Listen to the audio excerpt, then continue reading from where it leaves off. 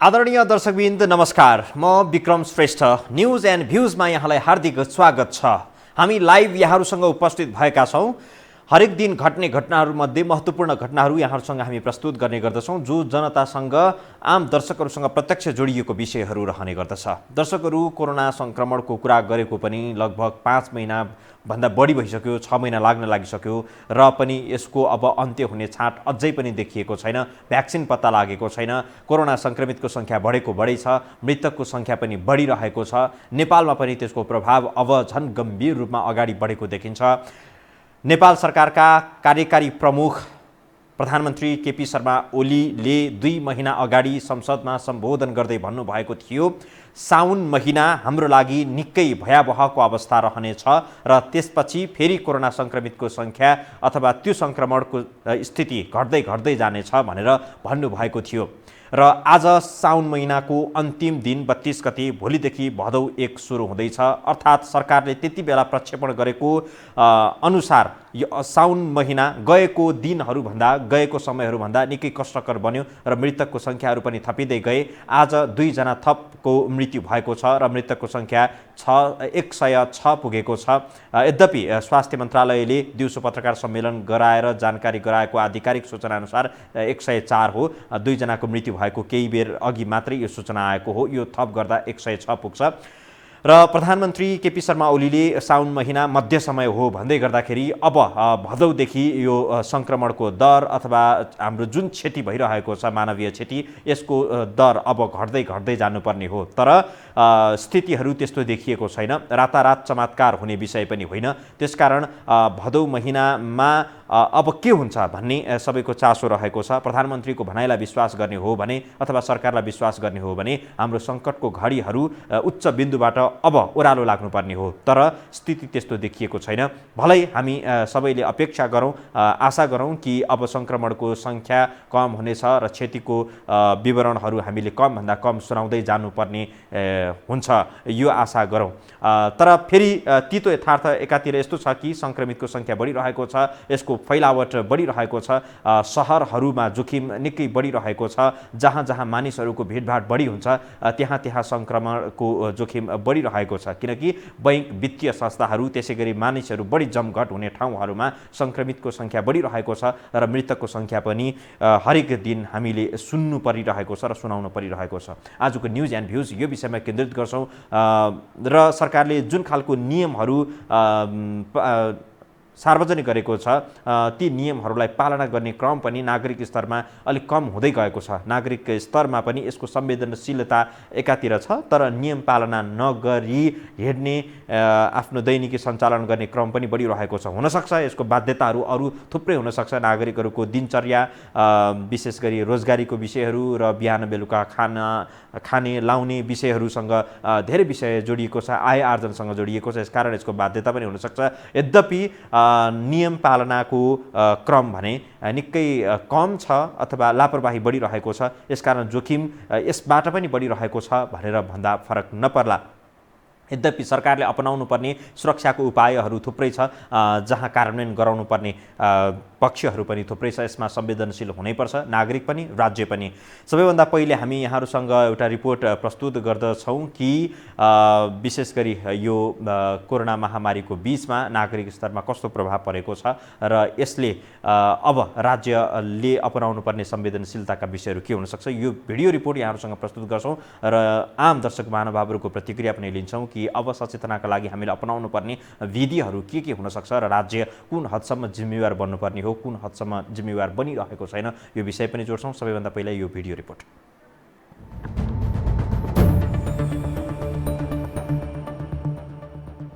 पछिल्ला दिनमा corona संक्रमितको graph तीव्र रूपमा उकालो लागेको मात्र छैन, मृत्यु हुनेको संख्या पनि बढिरहेको छ। सरकारी अस्पतालले मात्र धान्न नसक्ने स्थिति आएपछि स्वास्थ्य तथा जनसङ्ख्या मन्त्रालयले कोभिड अस्पतालसँगै सरकारी तथा निजी अस्पताललाई पनि संक्रमितको उपचार गर्न निर्देशन दिएको थियो। शनिबार स्वास्थ्य तथा जनसङ्ख्या मन्त्रालयको नियमित मिडिया ब्रिफिङमा मन्त्रालयका प्रवक्ता डाक्टर जागेश्वर गौतमले सम्पूर्ण मेडिकल कलेजहरूलाई कोभिड-19 का बिरामीका लागि स्वीकृत बेड संख्याको 1/3 छुट्याउन निर्देशन दिएका थिए। देशभरका सम्पूर्ण मेडिकल कलेजहरूले कोभिड-19 को बिरामीहरूको उपचारको लागि छुट्टै आइसोलेसन भवन वा कक्ष तोकी स्वीकृत बेड सङ्ख्याको 1/3 हुन आउने बेड सङ्ख्या छुट्याई उपचारको व्यवस्था तत्काल मिलाउन मेडिकल कलेजहरूलाई यो सूचना जारी गरिएको छ। संक्रमण फैलिँदै गर्दा उपचारमै कठिनाइ हुने देखिएको छ। एक ठाउँबाट अर्को ठाउँमा जाने मानिसको उचित व्यवस्थापन नहुनु र उनीहरूले सुरक्षाका उपाय नअपनाउनु लगायत कारण संक्रमण उच्च भएको स्वास्थ्य मन्त्रालयकै तथ्याङ्कले देखाउँछ। सरकारवाला भने यस्तो अवस्था आउँदा पनि सरकारले गम्भीरता नदेखाएको बताउँछन्। सरकारले के व्यवस्थापन गर्न पर्यो भने कुन कुन संस्थामा चाहिँ हामीले कोभिडको व्यवस्थापन गर्ने, कहाँ गर्ने र कोभिड नियन्त्रणको लागि कति चिकित्सक स्वास्थ्यकर्मीको व्यवस्थापन गर्ने र त्यो स्वास्थ्यकर्मीलाई मास्क, पिपिई, सेनिटाइजर र अन्य आवश्यक व्यवस्था कति गर्ने भन्ने सरकारले तोक्नुपर्ने हो। अहिले आजको दिनसम्म जति दिन काठमाडौँमा पेसेन्ट बढ्दैछ, पेसेन्टको एडमिसन गर्न सक्ने क्षमता कम छ। विज्ञहरू पनि सरकारको कार्यशैलीप्रति सन्तुष्ट छैनन्। उनीहरू अहिले भइरहेको लापरवाहीले अब भयावह स्थिति आउने चेतावनी दिन्छन्। जनस्वास्थ्यको मापदण्डमा चाहिँ कडाइ गर्ने, अनि त्यो कडाइ गरेर यदि चाहिँ कन्ट्रोल चाहिँ हुने स्थिति आयो भने ठिक छ, कन्ट्रोल भएन भने जहाँ चाहिँ सङ्क्रमण फैलिन्छ त्यो ठाउँमा सिलबन्दी गर्ने, जुन फैलिएको ठाउँमा, अनि आवतजावतलाई नियमित गर्ने, सीमानाकाहरूलाई अझ थप चाहिँ कडाइ गर्ने।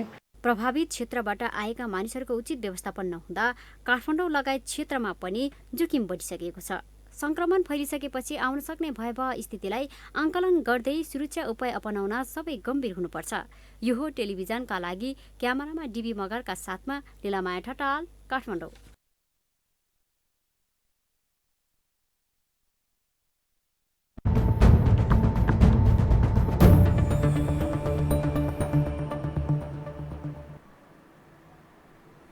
दर्शकहरू, कोरोनासँग विशेष रहेर हामीले आजको न्युज एन्ड भ्युज यहाँहरूसँग प्रस्तुत गर्दैछौँ र कोरोना महामारीको कुराहरू सुन्न थालेको महिनौँ भइसक्यो। आधा वर्ष बित्न लागिसकेको छ र पनि सुनिरहनु परेको छ, भोगिरहनु परेको छ, हेरिरहनु परेको छ। यो हामी सबैको बाध्यता हो, यो रहर होइन। कोरोनाको कहरको बीचमा रहिरहँदाखेरि नेपालमा 26,000 भन्दा बढी संक्रमित भइसकेको अवस्था छ र 106 जनाको निधन भइसकेको छ। र एउटा जानकारीको लागि 26,000 जना संक्रमित भइसक्यो भन्दै गर्दाखेरि यति बेला 26,000 जना संक्रमित भए, तर त्यो सँगसँगै निको हुनेको सङ्ख्या पनि निकै राम्रो छ। अर्थात् 26,000 यति बेला बिरामी भएका होइनन्। संक्रमित भएको सङ्ख्या सुन्दाखेरि चाहिँ अलिकति मन झसक्क हुन्छ, तर अहिले ठ्याक्कै कोरोनाबाट संक्रमित भएर बिरामी परेका र आइसोलेसनमा रहेका, उपचाररत रहिरहेका बिरामीको सङ्ख्या चाहिँ 9,200 मात्रै रहेको छ। यो भनेको अरू सङ्ख्या चाहिँ निको भएर स्वस्थ भएर घर गइसकेको अवस्था अथवा आफ्नो दैनिकीमा फर्किसकेको अवस्था हो। मृतकको सङ्ख्या मात्रै सुनेर, देखेर, पढेर, सुनाएर मान्छेहरूलाई बढी आतंकित पार्ने काम हामी जो कोहीबाट पनि गरिनु हुँदैन, अथवा त्यो सङ्ख्या सुनेर मात्रै आतंकित बन्नु पनि हुँदैन। यसको सकारात्मक केही पक्षहरू पनि छन् जो निको भएर घर फर्किएका छन् र उपचारको लागि सरकारले अपनाएका केही संवेदनशीलताहरू पनि छन् र निजी अस्पतालहरूले पनि भर्खरै यहाँले रिपोर्टमा हेर्नुभयो, निजी अस्पतालहरूले जसरी उपचारको लागि केही संवेदनशीलता अपनाएका छन् र उपचार सुरु गरेको छ, त्यो पनि एउटा सकारात्मक पक्ष हो। सधैँ नकारात्मक विषयहरू भन्दा पनि केही सकारात्मक पक्षहरू पनि छन्, त्यसलाई यस नजरबाट हेरौँ भन्ने हाम्रो अभिप्राय हो। भर्खरै यहाँले हेर्नुभएको रिपोर्ट जहाँ निजी अस्पतालहरूले केही संवेदनशीलता अपनाउँदै केही जिम्मेवारी बोध गर्दै उपचार कार्य सुरु गरेको छ, यो खुसीकै कुरा हो। र कोरोना संक्रमितको सङ्ख्या थपिँदै गर्दाखेरि, मृतकको सङ्ख्या थपिँदै गर्दाखेरि हामीले व्यक्तिगत रूपमा अपनाउनु पर्ने सुरक्षाका थुप्रै उपायहरू छन् जसलाई हामीले संवेदनशील भएर अपनाउनुपर्छ र त्यसलाई अनुसरण गरिन जरुरी छ। सरकारले अपनाएका केही विधि प्रक्रियाहरू छ, सुझावहरू छ, त्यसलाई सहज रूपमा सकारात्मक रूपमा ग्रहण गर्दै कार्यान्वयन गर्न पनि हामी जो कोहीको यति बेला आवश्यकता हो। अत्यावश्यक काम बाहेक बाहिर ननिस्कनका लागि हामी सबै प्रेरित हुन जरुरी रहेको छ।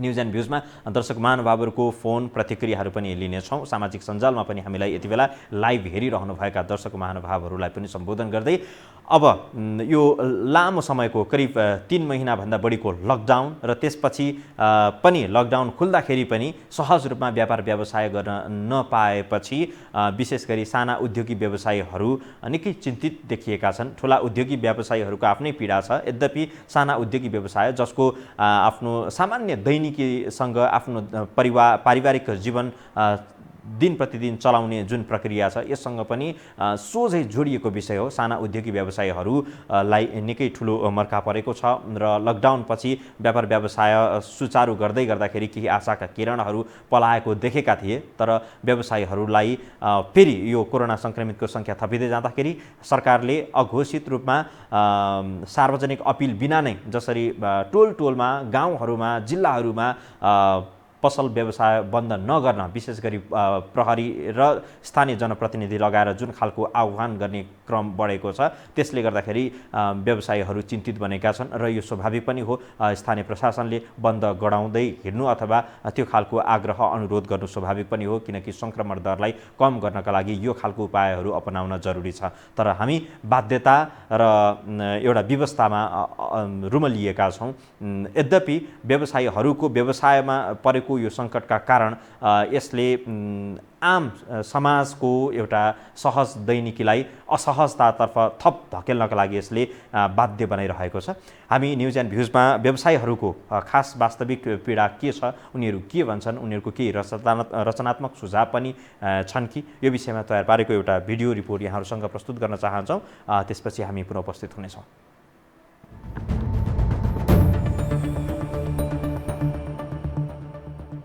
डराइ एकदम डराएर काम गरिरहेछन् सर होइन। तर व्यापार सेवार छैन, तैपनि अब के गर्नु, लोभ छ। अब खोलिएन भने भोलि घरपेटलाई भाडा कहाँबाट तिर्ने, बालबच्चा छ चलाउनु पर्छ, कहाँबाट साहुहरूलाई तिर्नुपर्छ, घर तिर्नुपर्छ, कहाँबाट गर्ने। त्यो मजबुरी र बाध्यताले गर्दा सर हामी पसल खोलेर बसेका छौँ। नभए खोल्ने रहर चाहिँ छैन, पसल अलिकति पनि खोल्ने रहर छैन, बाध्यताले मात्रै खोलिरहेछौँ। छैन। हामी आफूलाई नै रक्षा गर्ने तरिकाले बसेका छौँ। तर व्यापार व्यवसाय छैन, अर्थतन्त्र डामाडोल छ, हामीले उकास्ने अवस्था छैन। सरकार भाडा कर तिर्न त परिहाल्छ, तैपनि त्रासमय जीवन छ। अब यो लामो समयको लकडाउनले गर्दा चाहिँ हाम्रो यो जीवनस्तरमा नै धेरै प्रभाव परिरहेछ। व्यापार व्यवसायदेखि लिएर हरेक चिजमा रोगदेखि लिएर सबै मास्क लगाएर हिँड्दा पनि आफू सिक्योर छैन भने जस्तो भइरहेछ र त्यसमा अपनाउनु पर्ने कुराहरू सेनिटाइजरदेखि लिएर सामाजिक दूरी डिस्टेन्सदेखि लिएर हरेक चिजहरू अपनाउँदा पनि हामीलाई अझै डरको महसुस, रोगले भेटिहाल्छ कि भन्ने हामीलाई डरको महसुस भइरहेको छ। त्यसले गर्दाखेरि चाहिँ हामी धेरै सुरक्षा अपनाएर आफ्नो पसललाई चाहिँ कसरी हुन्छ, मान्छे नआउँदा पनि कसरी अलिअलि भनी हुन्छ भन्ने तरिकाले हामीले खोलेर बस्निरहनु परेको छ। हाम्रो आर्थिक अवस्था कमजोर भएको कारणले गर्दाखेरि पसल ब्याक सपोर्ट नभएका कारणले गर्दाखेरि यही पसलबाट अलिअलि भए पनि यसबाटै नै आफ्नो फ्यामिली व्याकरणलाई धान्न परिरहेको छ। घर भाडादेखि लिएर हरेक चिजहरू चाहिँ यही पसलबाट धान्नुपर्ने कारणले गर्दाखेरि हामीले अहिलेसम्म घरपेटीहरूलाई भाडा तिर्नेदेखि लिएर हरेक चिजको समस्या परिरहेको छ। त्यसैले गर्दाखेरि हाम्रो यो कोरोना भाइरसले गर्दा चाहिँ धेरै असर परिरहेको छ। अब सुरक्षित त के भनौँ, आफूले गर्ने कर्तव्य गरिरहेछौँ। अब मास्क लगाउने, सेनिटाइजरहरू लगाउने, अनि अब पसलमा पनि यो डोरीसोरी टाङ्ने, त्यसो अलिअलि गरिरहेछौँ। अब त्यही पनि मान्छेले मान्दैनन्, मास्क नलाई आउँछन्, लगाउनु भन्यो भने रिसाउँछन्। अब डर त डरै छ, त्यही पनि हामी गरिरहेछौँ अलिअलि। विगत 2-3 वर्षदेखि म पसल चलाइरहेको छु। अब पहिला मेरो व्यापारिक कुरा गर्दाखेरि व्यापारहरू पनि ठिकै थियो होइन, अलिकति राम्रै थियो। अब अहिले यो कोभिड-19 को कारणले गर्दाखेरि देशमा भयाजनक स्थिति देशमा मात्रै नभएर विश्वभरि छाइराखेको छ। त्यो एउटा पार्ट भयो होइन। अब यो यसबाट अब हामी कमसेकम 6 महिना जति भइसक्यो। त्यसमा अब सरकारले कति ठाउँमा अब राहतकै कुराहरू पनि भए होइन। त्यस पछाडि तपाईँको चाहिँ आफ्नो ओडाबाट गर्ने यताबाट गर्ने उताबाट गर्ने कुराहरू पनि भए। स्पेसली अब अहिले होटल व्यवसाय गर्ने अब अहिले देखिरहनु भएको छ सटरहरू पुरा बन्द छ होइन। त्यो बिचमा सरकारबाट तपाईँको न्युजै पढ्ने हो हामीले पनि। न्युजमा घरबेटीले यति महिनाको भाडा छोड्यो अरे, यति महिनाको भाडा छोड्नुपर्छ अरे भन्ने न्युजहरू पनि पढ्यो, कतिले छोडे पनि होइन। अब त्यो चिज चाहिँ अहिलेसम्म मैले चाहिँ केही सुविधा पर्सनली रूपमा मेरो घरबेटीबाट मैले पाएको छैन पहिलो कुरो। दोस्रो कुरो अब सोसल डिस्टेन्स राखेर अहिले हामीले काम गरिरहेछौँ। यसमा पनि हाम्रो बाध्यता पनि छ। अब आफ्नो छिमेकी कस्टमरहरूलाई सामान पनि दिनै पर्यो। उहाँहरूलाई पनि टाढा जाउँ सुपर मार्केट जाउँ अथवा अहिले त इभन तपाईँको त्यही सुपर मार्केट भाटपट्टि सुपर मार्केट पनि पहिला कति खुल्यो। त्यस्तो स्थितिमा बाहिरबाट हेर्दाखेरि सोसल डिस्टेन्स भित्र छैन। त्यसमा पनि कम्प्लेन परेको आम जनताले देखेको कुरो होइन। त्यहाँनिर पनि तपाईँको त्यो कति भण्डाफोर भइराखेको थियो भने हामी जस्तो सानो सानो व्यवसायीले एउटा टोलमा 20-25वटा पसललाई 20-25वटा घरलाई वाच गरेर एउटा पसल खोल्ने व्यक्तिलाई पनि अब 10 बजे पसल बन्द गर्ने सिस्टममा पनि हामी गएकै हो। अब अहिले इभन मेरै पसलमा सोसल डिस्टेन्स राखेर मैले गरिराखेको छु, एउटा पार्ट भयो। अब अहिले जुन बाँकी रहने कुरामा जस्तो अब अहिले फेरि पनि लकडाउन हुन्छ कि भन्ने आम मानिसमा त्रास छ। डर त धेरै लागिरहेछ अब किनकि अब यस्तो टाइम भइसक्यो भाडा म्यानेज गर्न गाह्रो भइरहेछ अहिले। अब त्यसमाथि अब पैसा पनि सेभिङ भएको छैन। अब यो हालसाल लकडाउन भयो भने त अब हामीलाई खाना धरि धौधौ पर्ने अवस्था आइसक्यो। त्यही भएर अब धेरै गाह्रो छ। लकडाउन भइदिइहाल्यो भने अब त अरू केही उपाय छैन हामीसँग, धेरै गाह्रो हुन्छ र सावधानी अपनाउनुपर्छ। र लकडाउन गर्नुभन्दा पनि अब मान्छे कोरोनालाई मर्ला कि नमर्ला त भोकले डेफिनेटली मर्ने भइसक्यो। किनकि अब मान्छेहरूको घरमा रासन छैन होइन, खानालाई ग्यास तेलहरू केही पनि छैन। अब व्यवसाय गर्नेहरूलाई झन् गाह्रो भएछ किनकि अब दिनभरि काम गरेर बेलुका छाक लाने मान्छेहरू यहाँ धेरै छन् होइन। त्यही भएर पनि अब लकडाउन गऱ्यो भने त हामीलाई त्यो बाँच्ने उपाय छैन हामीलाई, किनकि मर्नै पनि अवस्था आउँछ। त्यही भएर सरकारले पनि त्यो बुझिदिनु पऱ्यो।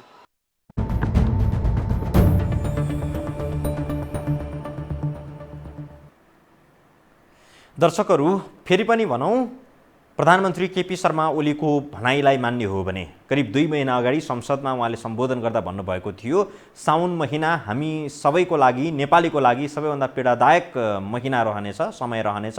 हामी कोरोना सङ्क्रमणको त्यो समय उच्चतम बिन्दुमा रहनेछौँ भनेर उहाँले भन्नुभएको थियो करिब 2 महिना अगाडि। र त्यो साउन महिनाको आज 32 गते अर्थात् यो महिना हामी आज राति 12 बजेबाट पार गर्दैछौँ र भोलिबाट भदौ लाग्दैछ।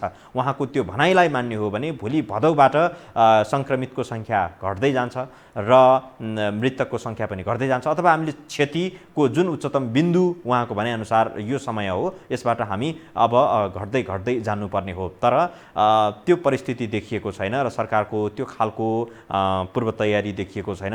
यसो भन्दै गर्दाखेरि हरेक समय सरकारको मात्रै आलोचना भयो भन्ने कुराहरू पनि आउन सक्छ, तर यथार्थ यही हो। फेरि त्यो त सत्य हामी सबैले स्वीकार गर्न आवश्यक छ। सरकारले जुन खालको तयारी अपनाउनु पर्ने हो, जुन खालको संवेदनशीलता अपनाउनु पर्ने हो त्यो अपनाएको देखिएको छैन। पटक्कै अपनाएको छैन भनेर भन्न नमिला, तर अपनाएको छैन। मन्त्रीहरूको अभिव्यक्ति, प्रधानमन्त्रीको अभिव्यक्तिलाई लिने हो भने अलि हलुका खालको टिप्पणी अथवा प्रतिक्रियाहरू आउने गरेको छ, जसका कारणले गर्दाखेरि दर्शक विशेष गरी सर्वसाधारणहरूलाई समेत यसको यो अभिव्यक्तिहरूबाट बढी आक्रोश सिर्जना गरिरहेको छ। हामी न्युज एन्ड भ्युजमा अब दर्शक महानुभावहरूको फोन प्रतिक्रिया पनि लिने प्रयत्न गर्दछौँ। जुन टेलिफोन नम्बर हामीले यहाँ व्यवस्था गरेका छौँ यो नम्बरमा, स्क्रिनमा देखिएको यो नम्बरमा तपाईँले फोन गरेर हामीसँग प्रतिक्रियासँगै जोडिन सक्नुहुनेछ। न्युज एन्ड भ्युजमा हामी लाइभ यहाँहरूसँग उपस्थित भएका छौँ। हामीलाई सामाजिक सञ्जाल मार्फत पनि विभिन्न स्थानबाट हेरिरहनु भएको छ। हामी लाइभ न्युज एन्ड भ्युजमा जोडिँदै गर्दाखेरि सम्पर्कमा कोही जोडिसक्नुभयो। नमस्कार। नमस्कार। शुभ नाम? म बनस्थलीबाट नेत्रजी छोटोमा भन्नु होला। हुन्छ, यो अलिकति तपाईँहरूको समय अलिक छोटो हुँदै गयो, अलिकति बढाउनका लागि म यो अनुरोध गरेँ। र अहिले अब व्यापारीहरूले धेरैले भन्नुभयो होइन, यो सबैलाई समस्या छ। किन भन्दाखेरि यो 5-6 महिना हामीले जति चाहिँ यो भोग्यौँ नि लकडाउन, यो पहिले नै चाहिँ हामीले सुझाव दिएको थियो। यो अप्नाएर चाहिँ तपाईँको जसलाई लागेको छ त्यति बेलै चाहिँ त्यहाँ चाहिँ उ गरेर चाहिँ गरिदिएको भएदेखि यस्तो साह्रो हुँदैन थियो। अब लकडाउन गर्दाखेरि अब हरेक व्यक्तिलाई समस्या आयो, हरेक व्यक्तिलाई अब तपाईँको व्यापार व्यवसाय गर्नेहरूलाई त्यत्तिकै समस्या, रोजीरोटी अब बिहान बेलुका काम गरेर खानेलाई अब त्यत्तिकै। तपाईँको मैले यहाँ चाहिँ एउटा भनिरहनु भएको थियो, तपाईँको आत्महत्या गर्ने 1808 जना भएछन्, आत्मदाह गर्ने 8 जना भएछन्, विष सेवन गरेर मर्ने 36 जना भएछन्। यो त सरकारको मात हातमै पर्छ होला। यो त जनता के का लागि सरकार भन्दा जनताका लागि सरकार हो, तर यसको जिम्मेवारी कसले लिने त? यो पनि प्रश्न आउँछ। किन भन्दा जनतालाई कास र बासको व्यवस्था गर्नका लागि सरकार हामीले मान्ने हौ, सरकार बनाउने हो। तर सरकारले जुन जनतामाथि खेल्नुपर्ने भूमिका, गर्नुपर्ने काम त्यो पाइँदैन। हामीले राम्रो काम गर्यो भने हामीलाई बोलिरहनु, सरकारको विरोध गर्नु हामीलाई आवश्यक छैन, हामीले दबाब दिनुपर्ने आवश्यक होइन। सरकारले राम्रो काम गर्यो भने त हामी बोलिरहनु पर्दैन नि, दबाब दिनु पर्दैन। तर सरकारको कमजोरी, सरकारको एकदमै कमजोरी हो। तपाईँको बाहिरको मान्छे नभित्रियाइदिएको भएदेखि यो स्थिति काठमाडौँमै आउँदैन थियो। लागेको ठाउँमा ठिक छ, तपाईँको त्यहाँ चाहिँ सिल गरिदिने, उ गर्ने, अरूलाई चाहिँ उ गरिदिने, चेक जाँच गर्ने, तुरुन्तै लागेको ठाउँमा चेक जाँच गर्ने, त्यसलाई सिल गरेर गरिदिने चाहिँ अस्तिदेखि अप्नाइदिएको भए यो बाहिरको मान्छे रोकेको भए यो यस्तो स्थिति आउँदैन। तर सरकारले नै यो बारम्बार के काहीँ न काहीँबाट उसले चाहिँ यो चाहिँ भाइरल भित्र्याउने अनि यहाँ जनतालाई शास्ति दिने खेल खेलेको हुन्छ। त्यसले गर्दाखेरि अब हामी सरकारको चाहिँ भरोसा नपरौँ। म कुनै पनि उसमा म सरकारले गर्छ भन्ने म मान्दिनँ र त्यो गर्छ भन्ने मलाई त्यो आश छैन। र प्रत्येक हामी नेपालीमा कमजोरी छ, हामी नेपाली पनि कमजोरी छौँ र हाम्रामा एउटा मानसिकता के हुन्छ भन्ने लापरवाही छ। मैले त तपाईँको कतिवटा भिडियो हेर्ने भने मेरो एउटा युट्युब पुरै चाहिँ भरेको छ र यस्तो विषयमा मैले चाहिँ भिडियो राखेको छु। प्रत्येकलाई मैले देखेको मान्छेलाई चाहिँ कराएको छु, लाउ भनेको छु, सम्झाएको छु। तर सबैले सम्झिनु पर्ने हो, हामीले सुरक्षा अपनाउनु पर्छ, अनिवार्य अपनाउनु पर्छ। घर परिवार होइन छिमेकी। हस् नेत्रजी, तपाईँलाई मैले यहीँ रोकेँ। छोटोमा रचनात्मक सुझावहरू आयो भने त्यसले हामीलाई अझ सहज गर्नेछ, किनभने धेरै दर्शक महानुभावहरूको फोन प्रतिक्रिया लिउँ भन्ने हाम्रो अपेक्षा रहन्छ। न्युज एन्ड भ्युजमा छौँ, सम्पर्कमा फेरि कोही जोडिनु भयो। नमस्कार। नमस्कार सर। शुभ नाम? म छवि रमण अधिकारी। हजुर छविजी। सर्वप्रथम चाहिँ हजुर तपाईँको यो बेलुका चाहिँ ठ्याक्कै 9 बजेबाट सुरु गर्दै सुनमा सुगन्ध हुन्थ्यो। अब यो समय एकदमै अन्तिममै मात्रै अब हामी आउन थालेका छौँ होइन। हजुर यसमा चाहिँ अलिकति ख्याल गर्थ्यौँ, किनभने जनताका आवाज ले अलिकति स्थान पाइदिउन्। अब म छोटकरीमा के विचार राख्छु भने धेरै व्यवसायको विचार पनि सुन्नुभयो। ती रातारात करोडपति हुने व्यापारी होइनन्। त्यो वर्ग जुन जसका अभिव्यक्तिहरू अहिले हामीले भिडियो मार्फत हेर्न पायौँ, ती भनेका चाहिँ आम सर्वसाधारणका व्यापारी हुन्। तिनीहरूले जसोतसो सटर भाडा तिरेका छन्, गोदाम छ भने गोदाम भाडा तिरेका छन्, अनि परिवारको गर्जो टारेका छन्। अब यहाँ ठुल्ठुला उद्योगपतिहरू त हेर्नुहोस्, घुमाइ फिराइ हरेक तरिकाले नक्कली बिल प्रयोग गरेर के अरे एउटा सामान भनेर अर्कै सामान ल्याएर के अरे 100 कार्टुन ल्याएको ठाउँमा 10 कार्टुन देखाएर 1000 रुपियाँको बिललाई चाहिँ 100 रुपियाँ बिलिङ गराएर पनि कमाइरहेका छन्।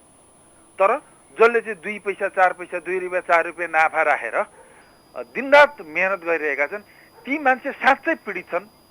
म आफै पीडित छु, तपाईँ पनि पीडित हुनुहुन्छ होला। अब त्यो सामान्य कर्मचारीहरू, सामान्य कामदार, मजदुरी गर्ने मान्छे, सामान्य व्यापार व्यवसाय गर्ने मान्छे त हेर्नुहोस्, यो 4 महिनाको अवधिको लकडाउनले नाङ्गेजार भइसकेका छन्। आर्थिक हिसाबले तहस नहस भइसकेका छन्। भाडा केले तिर्ने, खाने कसरी, परिवार पाल्ने कसरी? त्यसैले गर्दाखेरि लकडाउन गर्ने हुँदैन। लकडाउन गर्ने हो भने मैले बारम्बार तपाईँहरू कार्यक्रमबाट मैले उठाएको छु, अन्यत्रबाट पनि मैले उठाउने गर्छु आवाज कि सरकारले घाँस बाँसको व्यवस्था गरिदिनुपर्छ। अन्तर्राष्ट्रिय जगतमा त त्यही भयो नि होइन र? हामी अन्त नजाउँ न।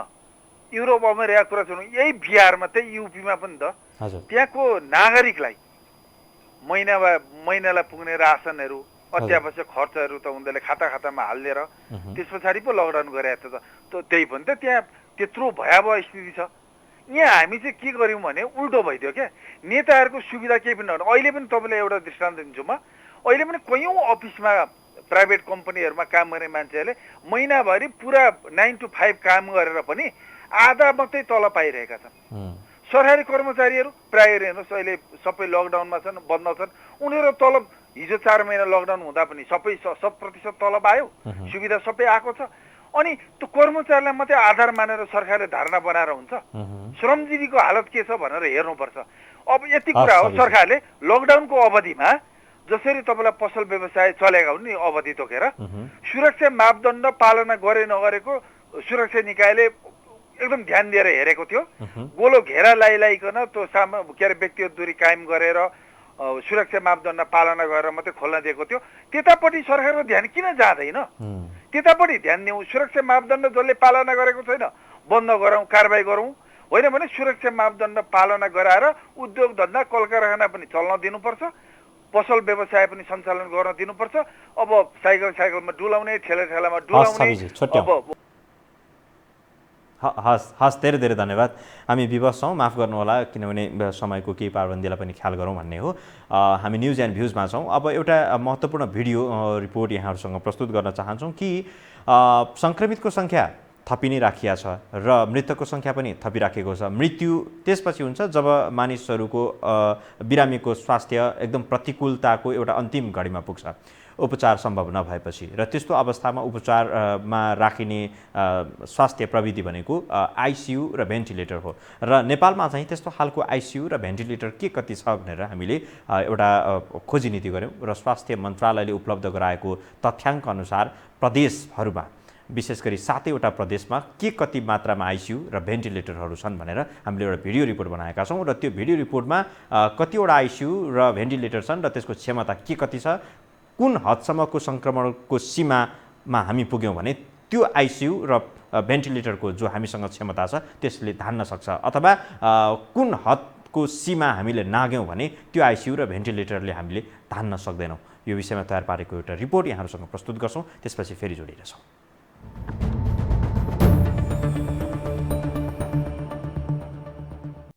हालसम्म नेपालमा कोरोना संक्रमितको संख्या 26,000 नजिक पुगेको छ। सरकारको फितलो व्यवस्थापन र नागरिकको लापरवाही समेत हेर्दा यो दर अझै उच्च हुने देखिन्छ। संक्रमित बढ्दै गएको अवस्थामा त्यसको अनुपातमा सघन उपचारका लागि भेन्टिलेटरको प्रयोग पनि बढ्दै जाने निश्चित छ। तर अरू देशमा झैं लाखौं संक्रमित भएको अवस्थामा के नेपालमा त्यस्ता बिरामीहरूको उपचार गराउन भेन्टिलेटर र आइसियुको सुविधा छ त? अहिले देशभरको आइसियुमा 58 बिरामी छन्। भेन्टिलेटरमा 4 जना उपचाररत छन्। सरकारी तथ्याङ्क अनुसार प्रदेश नम्बर 1 मा 43 आइसियु, 19 भेन्टिलेटर, प्रदेश नम्बर 2 मा 45 आइसियु, 17 भेन्टिलेटर, बागमती प्रदेशमा आइसियु 630 र भेन्टिलेटर 361, गण्डकी प्रदेशमा 137 आइसियु र 59 भेन्टिलेटर, प्रदेश नम्बर 5 मा 29 आइसियु र 13 भेन्टिलेटर, कर्णाली प्रदेशमा 40 आइसियु, 17 भेन्टिलेटर, सुदूरपश्चिम प्रदेशमा 18 आइसियु, 10 भेन्टिलेटर सञ्चालनमा रहेको छ। सरकारको तथ्याङ्क अनुसार अहिलेको अवस्थामा सघन उपचारका लागि संरचनाका दृष्टिले चिन्ता लिनुपर्ने अवस्था छैन। आइसोलेसन सेन्टरहरू अहिले यथेष्ट छ, अहिले समस्या छैन, नपुग्ने छैन, अपुग छैन। र अर्को कुरा चाहिँ हामीले जसको घरमा एक्लै बस्न सक्छ, बाथरुम छुट्टै छ, आइसोलेसनको मापदण्डहरू पुरा गर्न सक्छ, त्यस्तोलाई हामीले घरमै पनि राखेका छौँ। भेन्टिलेटर ट्रिटमेन्ट होइन, कोरोनाको ट्रिटमेन्ट छैन। पहिला बुझ्नु पर्यो, मान्छेले के इम्प्रेसन भयो भने आइसियु भयो, भेन्टिलेटर भयो भने बाँचिन्छ भन्ने लागेको छ नि, त्यस्तो होइन। पछिल्लो समय सबैभन्दा बढी संक्रमितको सूचीमा प्रदेश नम्बर 2 पहिलो स्थानमा रहेको छ। तर भौतिक संरचना र प्रविधिका दृष्टिले यही प्रदेश तेस्रो कमजोर प्रदेश हो, जहाँ आइसियु र भेन्टिलेटर सीमित संख्यामा छन्। यद्यपि यस्तो उपचार विधि सघन अवस्थामा मात्रै उपयोग गरिने भएकाले संक्रमितको संख्या 10 लाख पुग्दा पनि अहिले उपलब्ध क्षमताले धान्ने स्वास्थ्यको आंकलन छ। 100 जनाको टेस्ट गर्यो भने 5 जना जति पोजिटिभ आइरहेछ र त्यो रेट पनि हाम्रो कम छ, डेथ रेट पनि हाम्रो कम छ। हैन, पपुलेसनको आधारमा यो केस पनि एकदम धेरै होइन अहिले भएको, तर यति पनि नहुनु पर्थ्यो हाम्रो तयारी अनुसार। तर प्रदेश सरकारका मन्त्रीहरू भने केन्द्र सरकारको परिणामविहीन हस्तक्षेपका कारण संकट पैदा हुँदै गएको दावी गर्छन्। सामान्य प्रधानमन्त्रीको बैठकमा बस्दा पनि त्यो चाहिँ आफू अधिकार दिन नचाहने भन्दाखेरि तपाईसँग प्रहरी छैन, तपाईँसँग प्रशासन छैन, तपाईँसँग उद्योगको नीति छैन, अहिले बनाउन सकेको छैन। किनभने अहिले सारा नियन्त्रण निर्देशन कहाँबाट भइरहेछ? यहाँबाट भइरहेको। वर्तमान अवस्थामा अति सघन उपचारका लागि आइसियू र भेन्टिलेटरको पर्याप्तताप्रति सरकार ढुक्क छ। यद्यपि भावी सङ्कटलाई पहिचान गरी सरकारका अधिकारीहरू पूर्व तयारीमा सतर्क बस्नु जरुरी देखिन्छ।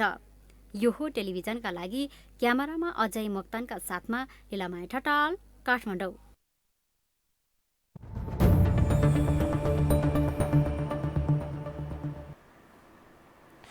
यो रिपोर्ट हेरिसकेपछि यति भन्न सकिन्छ कि अहिले सङ्क्रमितहरूको सङ्ख्या जुन दरमा रहिरहेको छ यसमै स्थिर रह्यो भने यी प्रविधिहरू हाम्रो लागि ठिकठाकै अवस्थामा रहनेछ अथवा यो हाम्रो लागि पर्याप्त हुन सक्छ।